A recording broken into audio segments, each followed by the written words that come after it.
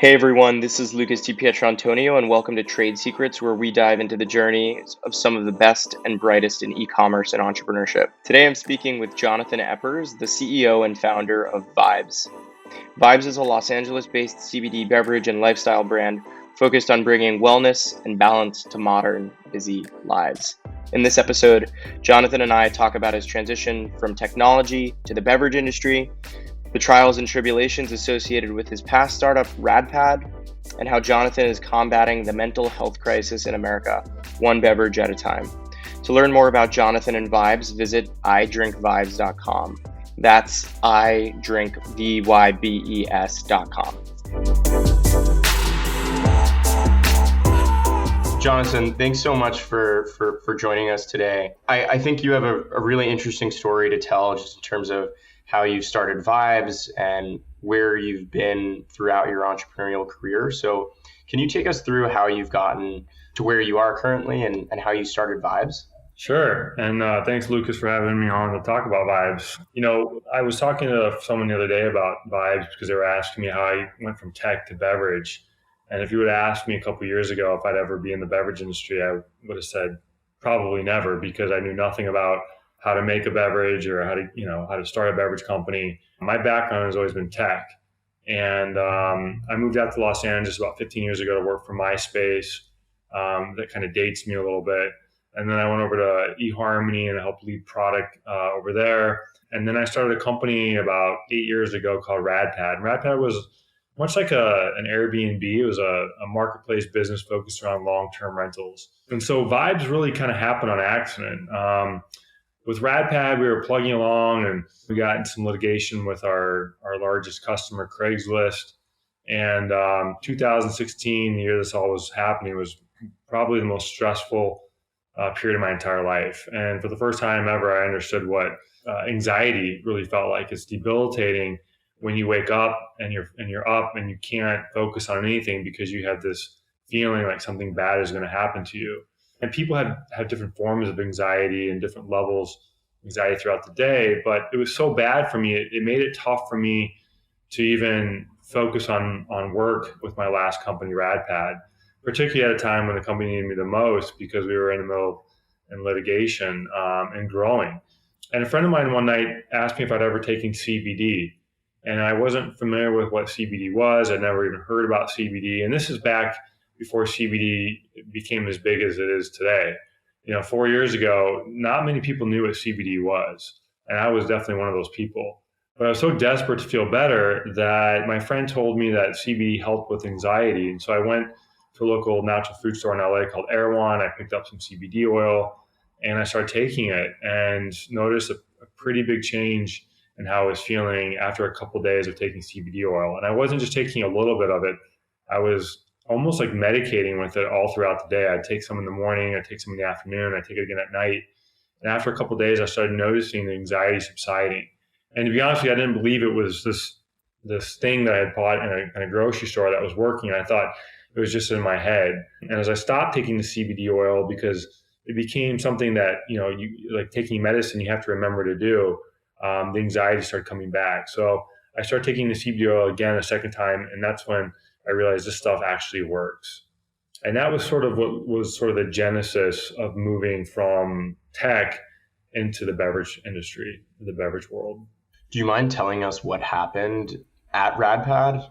And was it the source of your anxiety? Well, Radpad was a great company at its peak. We had almost 50 employees at the company, and I had, a really, really amazing team around us. I was working on solving this idea of helping people find somewhere to live. Our whole focus was on mobility.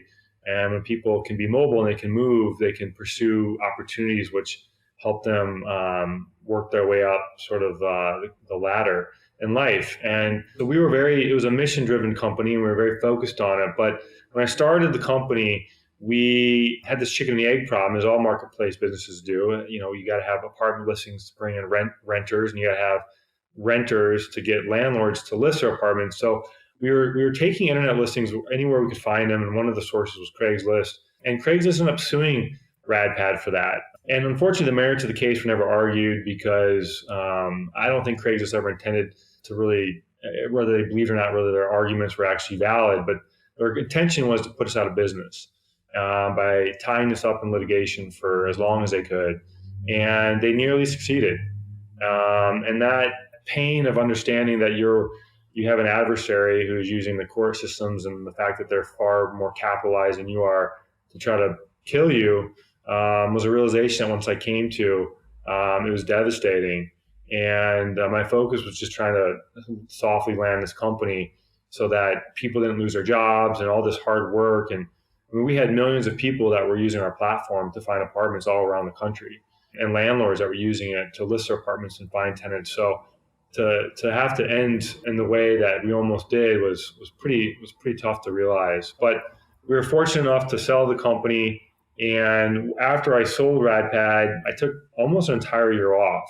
And it was in that year that I became much more apparent about my own mental health and about just how bad and at a low point I was from my experience with Radpad. And that's when I really started asking myself, okay, well, I've been taking CBD now for several months. What is this stuff, and what have I been putting in my body? Like, what is this really doing? And then that sort of led to the genesis again of me going down this path to start VYBES.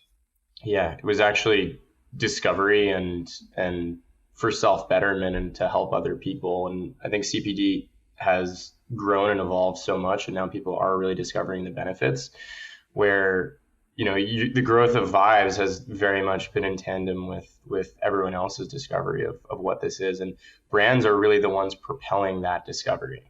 So I think it's pretty interesting. One more question for you, just in regards to Radpad. What did that experience going through litigation with Craigslist, and not to harp on it, but like, what did that teach you about human nature, I guess, or, just business in general? And it seems really interesting to me because Airbnb used the exact same tactics to solve their demand side issue. Yeah, it's not like what we were doing was illegal. In fact, actually, the court, there was a case involving LinkedIn where there was a company that was taking information publicly, that was publicly available on LinkedIn profiles, much like we were doing on Craigslist. LinkedIn sued this company, and this company actually won. Courts have since said that if a company has information that's online, that's not behind a paywall, and that's not behind a password protected page, it's public domain. It's a public domain, and the public has a right to that information. And that's how essentially Craigslist is. But Craigslist refused to innovate over many, many years. And we've all used Craigslist, I'm assuming, before. And we've all had, we run into scams where people say that, they have something or trying to sell us something, or, if we cash this check and send them the goods. And we were really trying to solve against that. I mean, Radpad never would have existed, in my opinion, if Craigslist actually worked in a way that, made it so that you could trust that what you were finding, what you were looking for was actually what it was. And we were really trying to solve those. And so, I think Craigslist used the legal system as a way to thwart competition. And, they didn't sue us immediately. I mean, it took them 3.5 years before they actually sued us. And they knew very early on that we were doing this. And I think, they waited until we became a big enough threat to actually, sue us. And what, as a business lessons, never take anything for granted. Just because something's not right doesn't mean, it's not a threat. I never once believed that when they sued us that what they were suing us for would ever hold up in court, because most of what they were arguing wasn't true. And we weren't the only company that had been doing this. You had mentioned Airbnb was doing it. Craigslist actually sued Airbnb. Airbnb ended up settling with them for millions of dollars. We weren't in a position as a startup to pay Craigslist millions of dollars. And so no matter what we did, what they really wanted us to do is just shut down the service. And so it was a very terrible situation. Investors lost money, people lost their jobs. Consumers lost a marketplace that was trying to focus on trust and safety. So, it taught me a lesson, and that life isn't fair. And just because you have good intentions and just because you think you're doing the right things, and doesn't mean that somebody couldn't come along and change all that. And so I don't take anything for granted anymore. I don't celebrate the wins overly avert, and I don't celebrate the losses, or I shouldn't say celebrate, but sweat the losses in such a way that, it distracts me from just living my day to day, if that makes any sense. I guess what I'm trying to say is I I try to look at life more as in balance today, and I'd much rather sort of be in the middle than the highs and the lows. And that's sort of the ethos behind VYBES too. And it's really interesting. VYBES is a byproduct of Radpad, even though they're inextricably linked from an industry perspective. One of my questions was going to be, what was the learning curve starting a beverage company coming from tech? Well, you know what? You're very right in the sense that like VYBES would never existed if Craigslist didn't see Radpad. So to some respects, I'm grateful for what Craigslist did, even though I would never want to go through that again. And I'm bummed that things ended the way they did with Radpad. But I'm much happier now. I love this business. I never thought that I'd be in this business.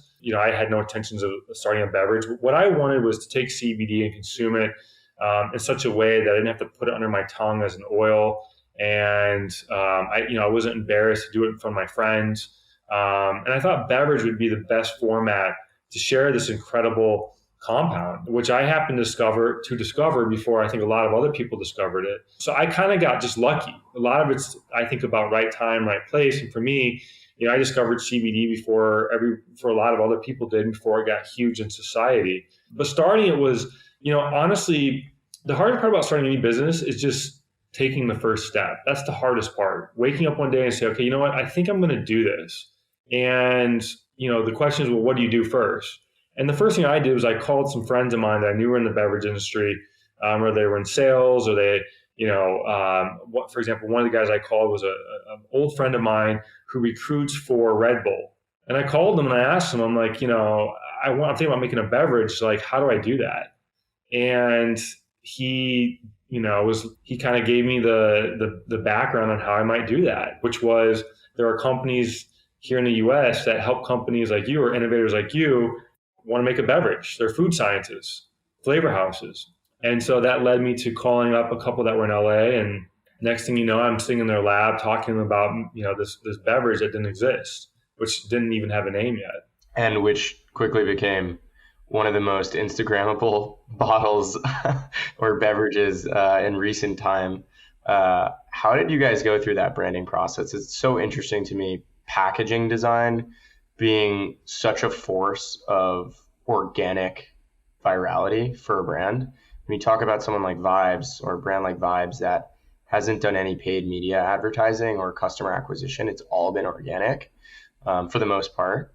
Were you thinking about that when you started the company?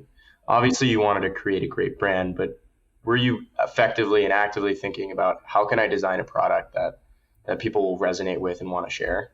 Absolutely. I mean, my background is I went to college for design. So design is always sort of been part of me. And I appreciate good design, whether that's architecture, whether that's web design, or whether that's design of cities and roads. I mean, I really appreciate good design. And I think a lot about it, probably more so than most people do.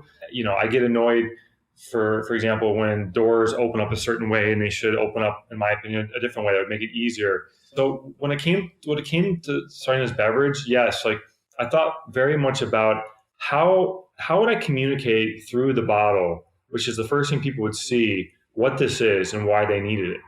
At the time, like most people didn't know what CBD was. They had never heard of it.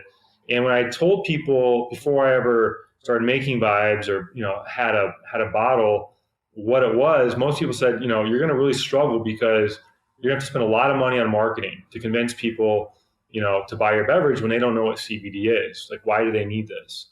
And so I thought a lot about that, before we ever spend any money or I spend any money on designing the product or bringing it to life. Like, how do I communicate to people why they need this and what this is just through the bottle?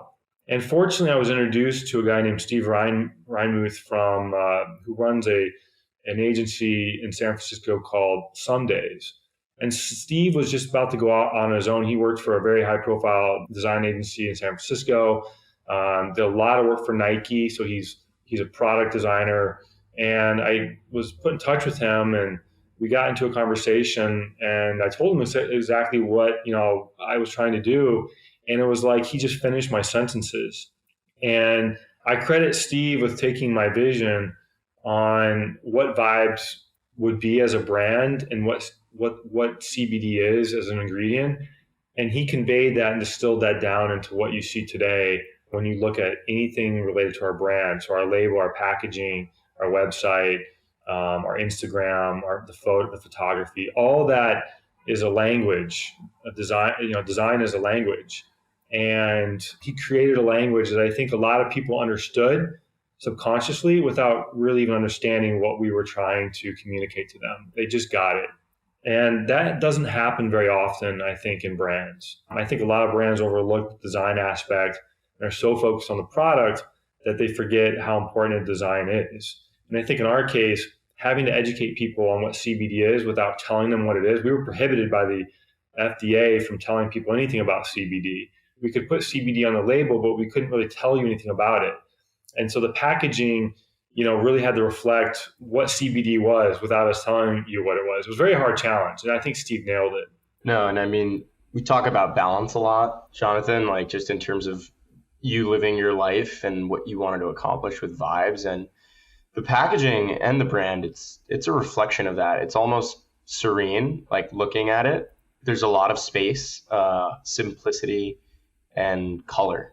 That's what's communicated. It's really interesting. I've seen so many people like actually share and Instagram the bottle, and like you can't even put like a dollar value on like you can't quantify how much impact that has in terms of spread and like how people perceive that. Were you what was the impression when you first launched? We only met a couple of years back and VYBES had already existed, but when you guys first started, tell me a little bit more about that process, like actually launching the brand to market. Well, when we first launched VYBES, I can tell you that the label material was wrong. The color didn't translate from what Steve had designed into, when it was printed on a label and put onto a bottle. The company, the plant, the manufacturer we were working with to make the product was applying the label in such a way that it had air bubbles and didn't look great on the bottle. I think most people look at the brand today and see these like our photos and think, wow, like look how easy it is. It's so easy, but it was actually really hard. It's really hard to take a concept, that's designed in Photoshop and then translate that into a physical product, especially a food product, and have everything go perfect. I don't think that's possible, but sort of my background in product management and tech and always iterating taught me like, hey, we'll get this right. And so when I first introduced the product, and it was just me, I don't have co-founders with VYBES. I had no employees at the beginning. I self-funded this company. I literally, came up with the idea, worked with Steve. I found a company to make it up in Northern California. I went up there, made 500 cases of this, which at the time, was 3 full pallets of product, and it was shipped down to LA. And right after Christmas 2017, in January 2018, I came into to LA from visiting my family back east, and I was out in my car bringing samples of the 2 flavors we had made, which are blueberry mint, peach ginger, into stores. And some of the stores instantly got it.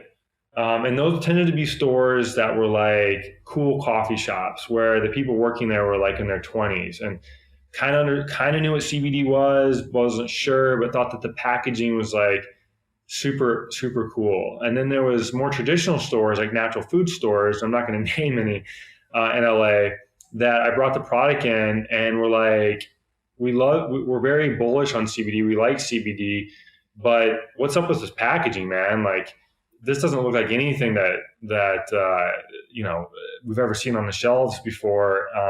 Like, are you going to fix this? And the truth is that while the paper wasn't correct and the label had some air bubbles in it and maybe the color was slightly off, the look and feel of the label then is the exact same look and feel of the label today. Like the layout of the content, how small our logo is, the fact that there's no images on it, it's just copy. There's a lot of white space on it. That's how the label looked then, is how it looks now. And there was probably about 50% of the stores who were like, dude, like we'll carry this, but you need to fix this, And then about the other 50% were like, this is really badass. Like, this is cool. And so it wasn't easy. And we had to really convince, stores, and we convinced them by our sales that we had something special that was resonating with a certain set of consumers. And so far we've been very lucky. There's we design vibes for artists, creators, makers, people who sort of have a sense of taste. And we were very specific about who our customer was, and we still are. And we knew that if we could get to that customer, that consumer, that customer would help us bring vibes to more people, because they were sort of like the culture creators, the people who were pushing culture. And luckily, that's kind of what's happened. And now you guys have expanded into different products. So you sell merch as well as candles. It's always been about the beverages, but it's really interesting how you guys were able to create this lifestyle brand. Do you think that was a function of actualizing these creators to be like early adopters of vibes? It's really interesting because I'm not big on influencers, believe it or not. In fact, we actually paused our Instagram for about 4 months, and it was going to be a long pause, but then COVID happened and we had to switch the beverage or the business model from retail driven, store driven to online driven. And so we re-engage our customers back on Instagram because that's where they are. But truthfully, like, I never designed vibes with Steve, and the goal was never to appeal to influencers or celebrities. But that's what happened early on. I mean, we had Rufus Du Sol, Halsey, big names that were starting to like drink our beverages and post about it, and then people started noticing it, and that really was more because of where people were finding vibes.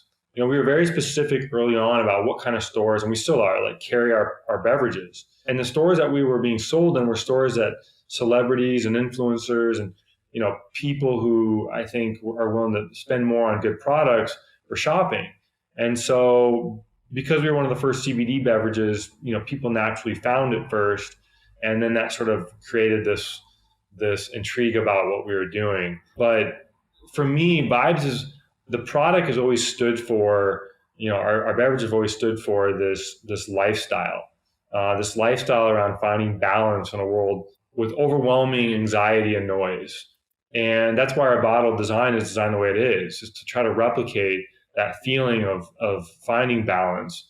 And my hope has always been is that our beverages would essentially represent like a fashion accessory, like an accessory in someone's life, where when you see someone with a bottle of vibes, because the design is so unique, it would tell you something about that person.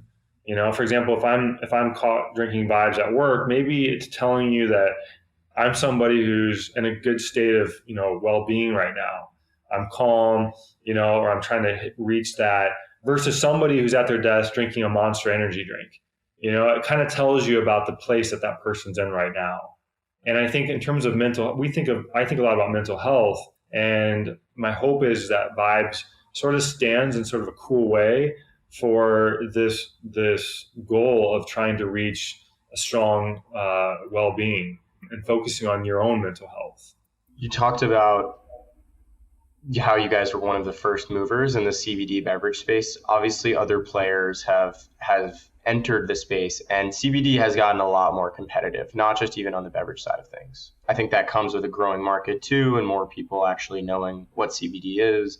They're more open to trying it. And then also there's the possibility of relaxed regulations going forward, which is exciting. How are you guys staying competitive? Do you attribute that a lot to the fact that you guys are a first mover, your brand? How are you guys staying relevant? Well, you're right. I mean, CBD has gotten a little almost too overblown, almost too competitive, too many people launching CBD products. And it's not that I don't like competition or that I'm threatened by competition. It's just when something becomes everything to everyone, it suddenly loses its value and becomes meaningless or valueless. And that's always been my concern with CBD is that, when I got into it, no one knew what it was. And 18 months later, CBD was on every corner of the street in America. People were talking about it like it was going to, solve cancer. And it got very overblown very quickly.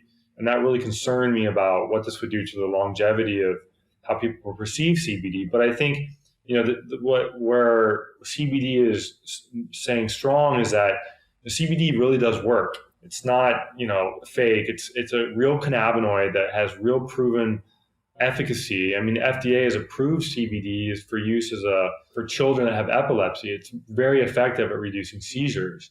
And while we're still learning a lot about CBD, for people like me who have had these crazy health stories about CBD. I think that's really what's moving this industry today is people's stories and their own health experiences around CBD. And I think where VYBES has sort of maintained relevance as it's gotten more competitive is, yes, we were one of the first beverages into the market. And so people recognize our brand first. A lot of people discovered CBD through our beverages. But is by doing things, I think that instill trust around our products. I mean, this is a food product people are putting in their bodies. And, if people are paying for CBD, they expect that they're getting what they're paying for. And so we were one of the first companies. I think we may have been the first company to start putting our lab results online. There's a QR code today on the back of our bottle. Scan that, or you can go on our website and you can download our lab results. And we test for potency, purity, and a whole host of other tests to ensure the consumer that when you drink a VYBES and it says there's 25 milligrams of CBD in the bottle, that's actually what you're getting. And there's been a lot of talk lately in the category that CBD products don't have nearly as much CBD in it as they say they do, or there's toxic chemicals in the product because of the extraction process of how cannabinoids are removed, taken out of the plant. But I think we've really focused on quality and transparency and efficacy. And VYBES is one of the higher dosage products into the market. So on top of like our brand, which appeals to people and I think feels very relevant, it's also like what goes into like the trust with the consumer. And that's something that it takes time to build that. But if you get it right, then it can become sort of a moat around your business. And I think that's happening for VYBES. For CBD in general, do you have this price premium across the board for CBD products? I know people who don't know about CBD, they hear about VYBES. They're surprised by the price point. How do you sort of counter that? Well, it's interesting. When I came out with the beverage, we sold it for almost $8 a bottle, 14-ounce bottle. It's the most expensive ready-to-drink beverage on the store shelf. It was on par with alcohol. And people were like, you're going to have a hard time selling a beverage at that price, especially a beverage where people don't know what your ingredient is. And the complete opposite was true. When we put the beverage in the market, we couldn't make enough of it. I mean, we would sell out a case of VYBES at a small little store literally in less than a day. And I think, coming to the market as one of the first beverages, we were able to sort of set the price. And that price reflects, to the consumer about the product. It tells the consumer, that, hey, this is something that warrants your attention because it's expensive. Now, not everybody's going to pay for it. And that's okay initially. But the people who actually are interested in CBD and are intrigued by its benefits, they want to buy something that they think is going to work, or that they, and sometimes price helps satisfy that need to know that you're getting what you're paying for. And so, was that a deliberate decision though to have a high price point, or was it by virtue of your supply chain and your cost of goods sold, or any of those processes? It was both. The cost of CBD when I started business 4 years ago was 4 times more expensive than what we're currently paying. The cost of CBD as a compound, as a cannabinoid, was insanely high. And it's come down a lot since then. And the reason why it's come down is because there's a lot more people today producing and growing hemp and extracting CBD. So just naturally the price has come down. And so has our product price. Our retail price started at $7.99 4 years ago. Today, it's in most markets, it's $6.99 to $5.99, and we're trying to get the beverage down to between $4.99 and $5.99. I think ultimately we'll be closer to $4.99, and that'll happen as our cost of goods comes down. But it's also happened as there's been more competition in the category. Our beverage still represents the most premium of the products in the beverage category. There's other beverages out there today, but most of them have 10 to 15 milligrams of CBD in it for $1 or $2 less than our beverages are.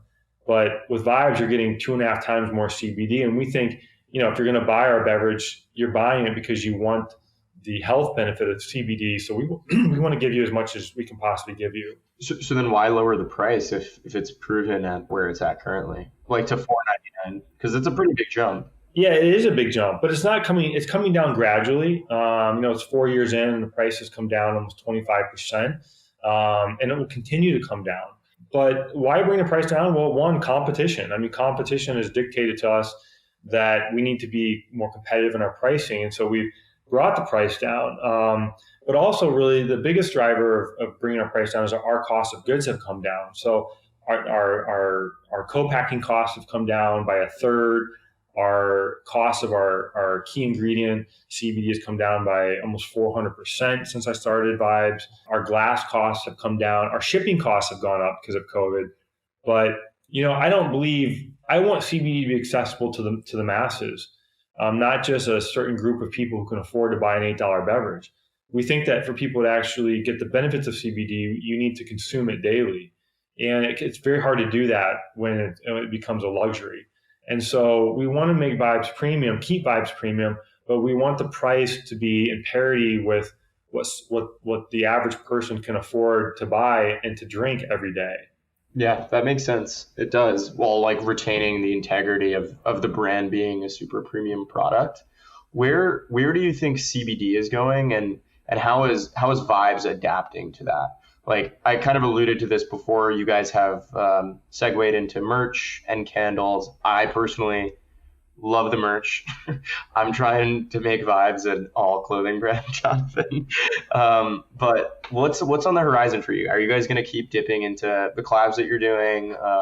Is it going to evolve the brand, like to be known not just necessarily as a beverage company, but like a full lifestyle brand, kind of like in a similar way to Red Bull? Like, how are you thinking about those things? We have a mission, and our mission is to address the growing mental health challenges of our society today, which really comes down to anxiety. And cannabidiol, CBD, has proven benefits to reduce anxiety. We're still learning about at what dosages and all that, but we know that CBD helps the body reach a state of homeostasis. And when your body's in homeostasis, you're calmer, you're less anxious. So the merch, the candles, everything else that we do has to, just plays into this idea of finding balance and calmness in your day to day. But really the driver of what we do is the functional ingredients which go into our beverages. We make what we think are great tasting beverages with functional ingredients to address the growing mental health crisis of our time. And so I look at brands like a person. VYBES is turning 4 in January of a month and a half in January 2021. But VYBES is like a teenager, and or maybe a preteen, and we're in this for the long haul. This is we've been advocating. One of the things we've been doing for the last 3 years as a company, as a brand, is advocating for the legalization of CBD as a derivative in food and beverages. CBD is in a bit of a gray area today. Federally, it's a legal ingredient, but the FDA oversees food and beverages, and they haven't sort of blessed CBD yet. So it's in a bit of a gray area. We can't take VYBES today into big chain grocery stores like Whole Foods, where we ultimately need to bring the beverage in there to reach a wider audience. Nobody in CBD can get into those stores. So we're playing and building the brand, which is benefiting us in a lot of ways in what's called the up and down the street business, mom and pop retailers. But we need to be able to bring the brand into bigger stores. And so we've been advocating in California and New York with the FDA to legalize CBD. And I'm proud to say that I do believe California and New York are finally going to legalize CBD in food and beverages early next year, 2021. New York has come out and said as much. We're very involved in it in California with the governor's office. He supports the legalization of CBD. So that'll help us extend VYBES and all CBD products into more grocery stores, more places for consumers to access these products, which will continue to bring down the cost. But really where I see VYBES going in sort of the medium term is becoming a company really focused around working with ingredients like cannabinoids and adaptogens, which I can get into if you want me to help the body adapt to stress and anxiety. That will continue to be the focus, essentially making beverages. We think beverages is the best vehicle for people to consume these ingredients, and we will continue to innovate and focus on adaptogens and cannabinoids, which was where we think there's a lot of health potential. So you mentioned adaptogens along with CBD. Can you just explain what adaptogens are and how they're benefiting consumers? Adaptogens is really kind of a newer concept in the health and wellness industry, but adaptogens have been around for thousands of years. Adaptogens are ingredients like ginseng or ashwagandha or lion's mane. Lion's mane is a certain type of mushroom that has been proven to help the body adapt to depression. It affects the mind. If you've ever taken shrooms and tripped, it's similar to that, but instead of hallucinating, these don't make you hallucinate, but they actually do have an effect on the brain. And ashwagandha helps the body reduce stress by reducing cortisol in the body. It's clinically proven. And these are plant-derived ingredients. They call them adaptogens because essentially they help their body adapt to stress naturally. So instead of getting stressed and taking, medicine, which I think fewer and fewer people want to start with medicine today, they're looking for more natural homeopathic remedies. Plants hold a lot of power. And I think we're only starting to relearn that. This is something our ancestors have known for thousands of years. Ancient medicine, Eastern medicine, were primarily plant-derived medicine. And our modern lifestyles over the last 100 years or century has really taken us away from looking at plants as being a source of medicine. And I think because of our lifestyles today, because of new advances in science and technology, like people are once again sort of looking back and saying, what can I put in my body that's going to actually improve how I feel? It's also like, where did we go wrong too? Not to be overly dramatic here, but to a degree, like people defer to synthetic medications, more than trying to understand what natural remedies can do for them. I agree with you. I think the pendulum is swinging back where people are like, okay, let's think about some natural remedies. But for so long, people have just taken what's been prescribed to them without actually understanding like the harm that they could, of these substances that they're putting in their bodies. Well, I think part of the reason why humans over decades and centuries have moved away from naturalized plant-derived medicine to more pharma medicine is simply because of the fact that people who were discovering compounds that would become turned into medicine, you could patent that, you could own that. There was real money in there, and that's capitalism.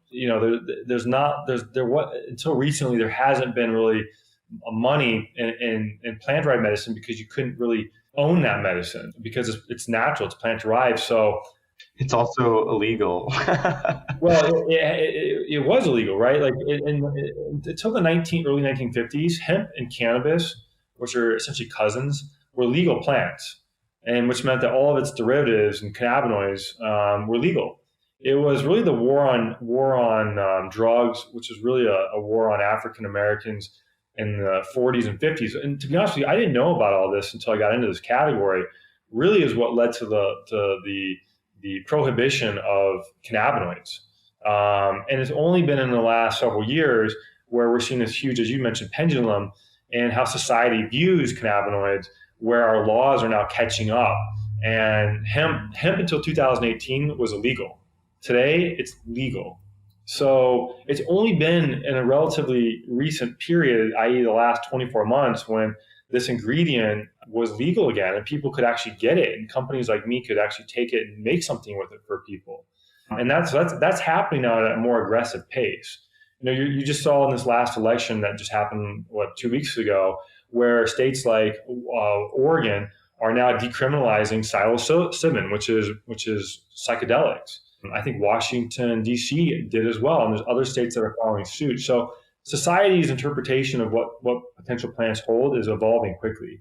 And you're seeing that represented now in companies like VYBES, which are using these ingredients to make products for consumers. And I think, consumption's changing drastically too, not just from pharma to natural remedies, but I think the way in which people live and the way in which their lifestyles are adapting, they're feeling the stress of day-to-day city life. And I think coronavirus has a really interesting lens over all of this, where people are moving into the suburbs, they're going out less, they're more focused on health and wellness. These are trends that aren't stopping. And, Jonathan, you and I have spoken about going out and having a non-alcoholic beverage or turning to something that might make you feel good and not worse the next morning. I think that's a really powerful concept and definitely a trend that's going to continue, at least from what I see. One of the questions I have for you is, I've just been learning so much more about cannabinoids, and there are an astounding amount in the plant, and there are a lot that have been undiscovered. I've heard of cannabichrome, CBN. There's a couple of other ones. What's your take on like those extraction processes and like what we might eventually discover from the cannabis plant? Well, as you mentioned, the cannabis plant and hemp plant, which are both cousins, they look similarly, but they're different plants, have cannabinoids inside the plant. It's in the flower of the plant, it's in the stalk of the plant. We know right now that there's over 100 cannabinoids, different cannabinoids like THC and CBD in these plants. The two most popular cannabinoids are THC and CBD, but as you mentioned, there's a number of other cannabinoids. We're still learning. For as much as we know about CBD and THC, we still don't know a lot about them. And only recently, as the laws have changed in America, are scientists able to legally study these cannabinoids and understand how they affect the body. We know that 20 years ago, scientists discovered this system in the body called the endocannabinoid system. And when you take a cannabinoid like THC or CBD and ingest it and put it into your body, those cannabinoids attach to receptors along the ECS, endocannabinoid system. And that's what causes the body to have a reaction to those. Whether you get high off THC or you begin to go into homeostasis on CBD, we still don't know a lot about all the other cannabinoids. And I think it's going to take time to really understand what all these other cannabinoids are. You mentioned CBN and CBG. There's some early evidence that suggests that these cannabinoids also help with stress and anxiety, help with sleep, help with mood. But we still don't know enough to concretely and definitively say CBD does this in the body. And so I think we're in the early stages, but in some exciting stages of knowing that these things are benefiting the body, but we just need more information understanding how that works and at what dosages do we actually get the results in the body that we all hope to achieve. Yeah, really quickly, and this is just a trivial question, but in certain CBD products that have THC in them, like less than 0.3% or whatever the actual like makeup of that product is, are those being extracted directly from a cannabis plant or a hemp plant? Just curious.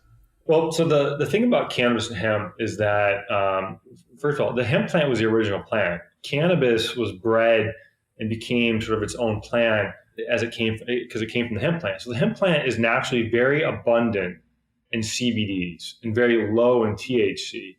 So if you smoke a hemp plant, you're not likely to get high, but you're likely to feel very good because of the CBD.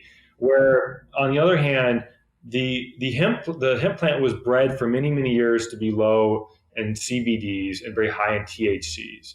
So that's why cannabis often gets associated with marijuana, because the cannabis plant has been bred and genetically modified to be very abundant in THC.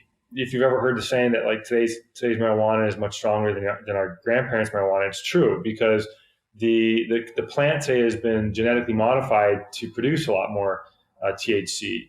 And therefore it's producing a lot less CBD. So most CBD today comes from hemp. And in America today, in order to make a CBD product and sell it in grocery stores, it has to come from hemp. It cannot come from the cannabis plant. And it has to contain under 0.3% THC in order for you to sell it in grocery stores. At that level, you're not likely to get high. But VYBES is made from CBD isolate, which is pure CBD. There's no THC, there's no other cannabinoids in our ingredients. So you're getting pure CBD when you drink VYBES. Mm-hmm. And I need to ask this question because this has been a relaxing conversation, and I think it's just by virtue of the topic. But running a business is pretty tough, especially if you're bootstrapped, which you mentioned that you guys were starting out off. And, I know a lot of early stage founders, people who might be listening to this podcast, are thinking about starting a business and understand the stressors of that. Like when are we going to reach profitability? When am I going to get my next paycheck? Like, where is this going? There's a ton of uncertainty. Has starting VYBES helped you cope with that just by nature of your mission? Or do you still sort of harbor maybe some of the sentiments that you had just by being an entrepreneur, starting your own company? And sounds like that was there, in the Radpad days?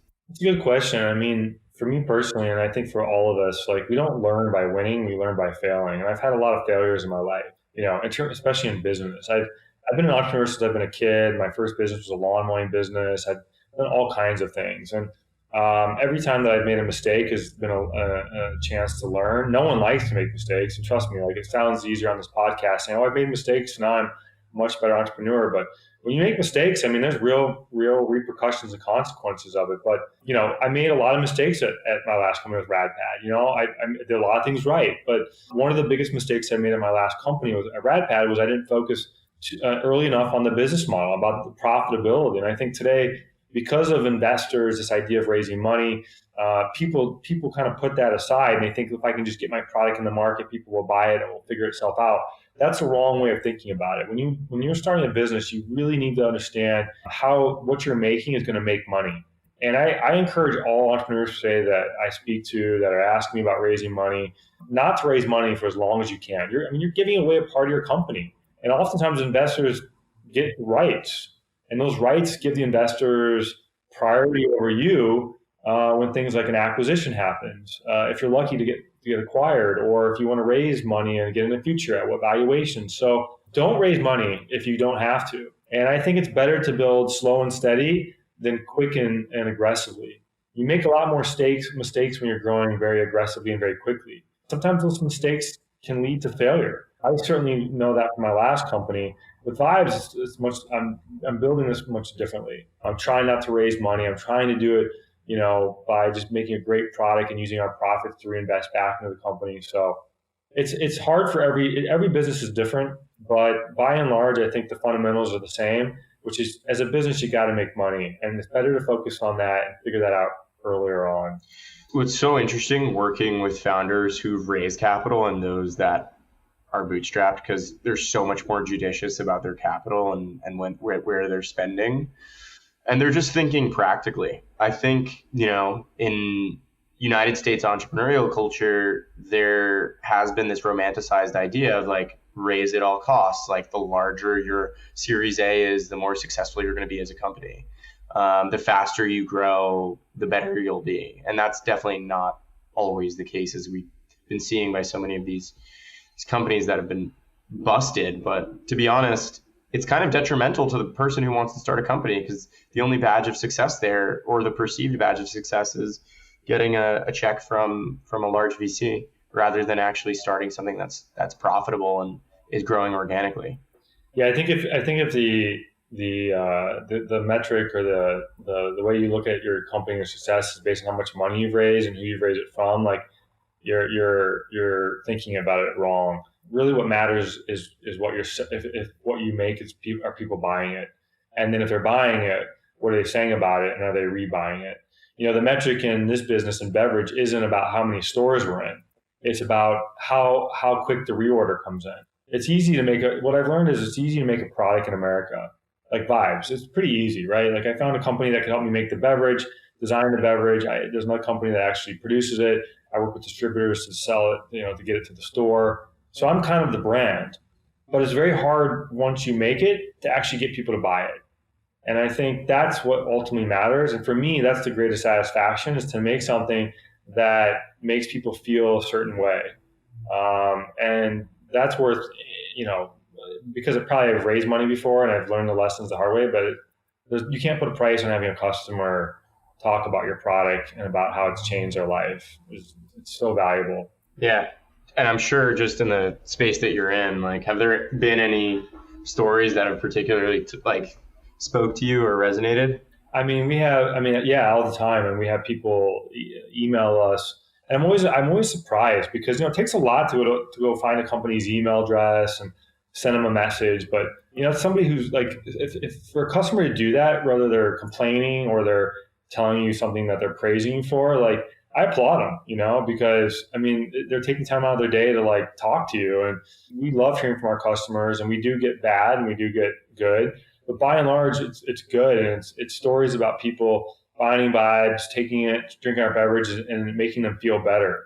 And that's what keeps us going. And it's been hard. COVID made it a very difficult year for all of us in the industry, but getting those stories is what keeps us going. And so just yesterday, we had somebody reach out to us who told us that they have Crohn's disease and they take VYBES and it helps them with their Crohn's. And so, it's like, wow, this is yeah, sometimes you're just like, really, but it's validating for yeah, sure. that really validates what we do. And I always say, look, we just Mother Nature did all the work. We just put it in a bottle and sell it, and that's the truth. I don't feel extra special because of what we sell. I just am blessed by the fact that I found this early on. I had this incredible health experience with it. I continue to take CBD and have, it helps me. And I was able to put it into a format that, is easy for people to consume. And so far, it's been good to us. So I have two more questions for you, Jonathan. Besides CBD, what is one daily habit that has improved your physical health over the last year, or mental health? Well, I guess I would say, I mean, it could be something that you just do habitually, not necessarily that you discovered over the last year. well, the biggest thing I've done is just cut back on alcohol consumption. I don't drink nearly as much as I did in years past. Not that I was an alcoholic or anything, I wasn't. But having a couple glasses of wine throughout the week at dinners and on the weekends, having enough alcohol to get buzzed, like that started really affecting my mood, my energy levels. And I really don't drink during the week anymore. And on the weekends, I don't drink as much as I used to drink. So cutting back on alcohol has been the biggest thing for me. And then the second thing I would say is just getting a lot of water throughout the day. Like, it's so simple. I think so many people forget you're supposed to drink, so much water every day. And I've noticed that for me, like drinking a lot of water, I just feel better. I look better. So I'd say cutting back on alcohol and drinking water, a lot more water. Last question for you. What is your favorite flavor of VYBES? Oh man, that's like asking, like, if you have kids, who's your favorite child? Like, the truth is I love them all. I mean, I work very hard on all the beverages. I'm always iterating on them and trying to improve the flavor profiles. And I love them all. I go through phases where, like, this week I've been drinking a lot of strawberry lavender, but last week I was drinking a lot of Honeycrisp apple basil, which is kind of a great fall flavor. How often, I'm actually really curious about this. How many VYBES a week do you consume? Oh man, probably somewhere between 12 and 18 bottles a week. Wow. Impressive. It helps when I have an unlimited supply of them. That's for sure. Well, I'm going to end on that, Jonathan. Thank you so much for your time. We did the entire full hour. This was one of my favorites. We might have to launch with this episode. Thanks, man. I'm honored to be part of the podcast. I can't wait to hear it when it comes out and listen to some of the other ones. So thank you very much, Lucas. Yeah, no problem. Jonathan, last question for you, actually. I was looking at an article the other day. It was from back in the day, just as we were doing some research for the podcast. I saw like a beige flavor of VYBES, like that I had never seen before. It was like beige and pink. Do you know what I'm talking about? Yeah, so we launched a sparkling line briefly about a year and a half, 2 years ago. I'm a big, I love bubbles. I love the way they dance on the tongue. And I can tell you there's some exciting innovations coming out at VYBES that are carbonated. But this was our first attempt to try it, and we launched it. It was pretty successful, actually. We launched 2 flavors. It was a kind of a beige looking label. But I felt like the carbonation levels weren't right. And in order to get the carbonations right, I had to make some adjustments to the actual packaging. And we just weren't ready to do that a year and a half ago. So more to come on that. But that's where that came from. Yeah, I saw it. I was like, whoa, I've never seen that before. It looks pretty interesting. Thanks so much, Jonathan. I appreciate you hopping on. Talk soon, Jonathan. Bye-bye.